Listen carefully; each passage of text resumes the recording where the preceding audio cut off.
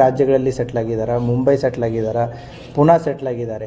ಯಾಕಂತಂದರೆ ಒಂದು ಕಡೆ ಏಜೆಂಟು, ಒಂದು ಕಡೆ ಬಾಂಡ್ ರೈಟರು. ಇವರಿಗೆ ಸಂಪೂರ್ಣವಾದಂಥ ಮಾಹಿತಿ ಈಸಿಲಿ ಇವರಿಗೆ ದೊರಕ್ತಾ ಇರುತ್ತೆ.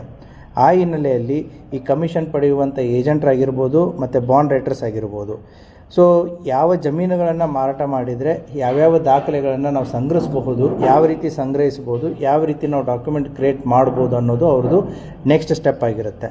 ಸೊ ವಿಕ್ಟಿಮ್ಗಳನ್ನು ಯಾವ ರೀತಿ ಹುಡುಕ್ತಿದ್ರು, ಎಂಥ ಜಮೀನುಗಳನ್ನು ಹುಡುಕ್ತಿದ್ರು ಅಂತಂದರೆ ವಯಸ್ಸಾದವರು ಮತ್ತು ಜಮೀನು ಬಹಳಷ್ಟಿದ್ದು ಒಬ್ಬರೇ ಹೆಸರಲ್ಲಿ ಇದ್ದಿದ್ದು ಮತ್ತು ಆ ಓನರ್ಸ್ಗಳು ಇಲ್ಲಿ ಲೋಕಲ್ ಇಲ್ಲದೇ ಇದ್ದಂಥವ್ರನ್ನ ಐಡೆಂಟಿಫೈ ಮಾಡಿ ಅಂಥ ಜಮೀನುಗಳ ಫೇಕ್ ಡಾಕ್ಯುಮೆಂಟ್ಸ್ಗಳನ್ನ ಕ್ರಿಯೇಟ್ ಮಾಡ್ಕೋತಿದ್ರು.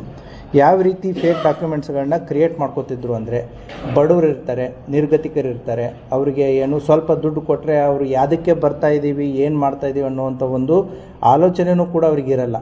ಅವ್ರಿಗೊಂದು ಸ್ವಲ್ಪ ದುಡ್ಡು ಕೊಟ್ಟುಬಿಟ್ಟು ಮೂಲ ಓನರ್ಗಳ ಆಧಾರ್ ಕಾರ್ಡು ಅಥವಾ ಡಾಕ್ಯುಮೆಂಟ್ಸ್ ಏನಿರುತ್ತೆ ಅವರ ಹೆಸರಿನಲ್ಲಿ ಇವರು ಫೇಕ್ ಪರ್ಸನ್ಸ್ಗಳು, ಈ ಫೇಕ್ ಇನ್ನೋಸೆಂಟ್, ಅದು ಪರ್ಟಿಕ್ಯುಲರ್ಲಿ ಲೋಕಲ್ ಇರದೇ ಇರೋರು, ಬೇರೆ ಕಡೆ ಇದ್ದ